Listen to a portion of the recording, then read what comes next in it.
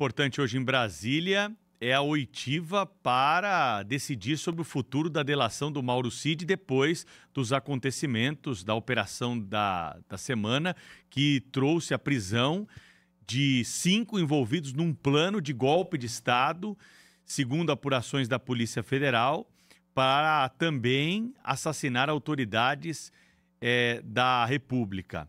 O que você tem a compartilhar conosco? Que horas vai ser essa oitiva e o que se espera a partir desse depoimento, Tayane? Pedro, a oitiva está marcada para 2 horas da tarde lá no Supremo Tribunal Federal, e o que mais se comenta aqui é que Mauro Cid e Alexandre de Moraes, o ministro, estarão frente a frente.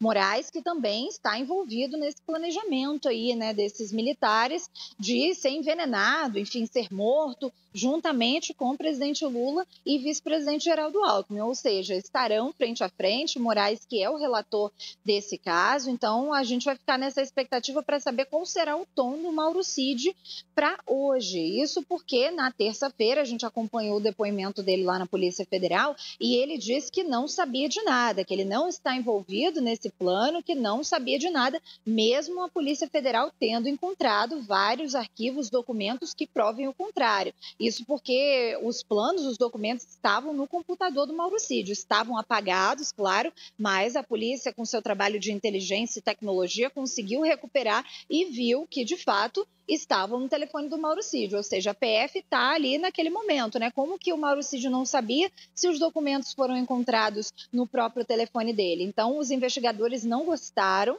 né, de acordo com o que a gente apurou aqui nos bastidores, não gostaram do depoimento, questionaram o Mauro Cid, por que depois de mais de 10 depoimentos ele até agora não falou sobre isso, precisou a PF, então, apreender esses computadores, telefones, para desencadearem toda aquela operação que a gente acompanhou na terça-feira, 4 militares presos, um policial federal preso também. Então, agora a gente vai ficar nessa expectativa. A defesa está falando que não acredita que tem um motivo para a nova prisão do Mauro Cid. Mas a expectativa da PF é de que o ministro Alexandre de Moraes revogue a delação premiada e o militar volte para a cadeia. O Cid ele já falou pelo menos 3 vezes no Supremo Tribunal Federal, uma delas foi em março desse ano, quando ele inclusive recebeu a voz de prisão.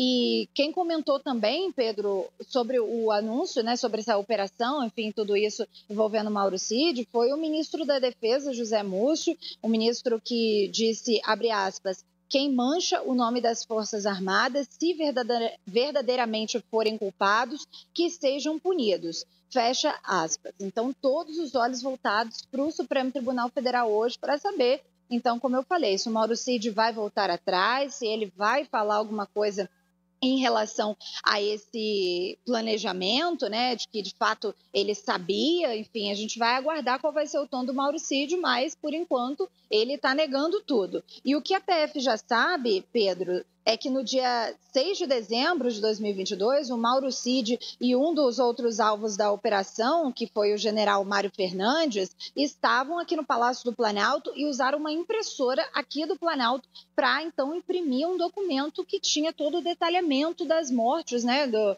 monitoramento de autoridades, Lula, Alckmin e Moraes, e que Bolsonaro também estaria aqui no Palácio do Planalto nesse mesmo dia. Sim. Então, é muita coisa para a gente falar, a gente fica nessa expectativa, qualquer novidade eu trago aqui para vocês. Antes de passar para o Cláudio, para a Sônia e fazerem os comentários, quero agradecer a Tayane e só lembrar a quem está nos acompanhando que a delação premiada, que formalmente chama-se colaboração premiada, é um instrumento jurídico que está à disposição daqueles que são acusados e são investigados, para que eles possam trazer informações sobre uma investigação e recebam algum tipo de benefício durante a investigação do caso.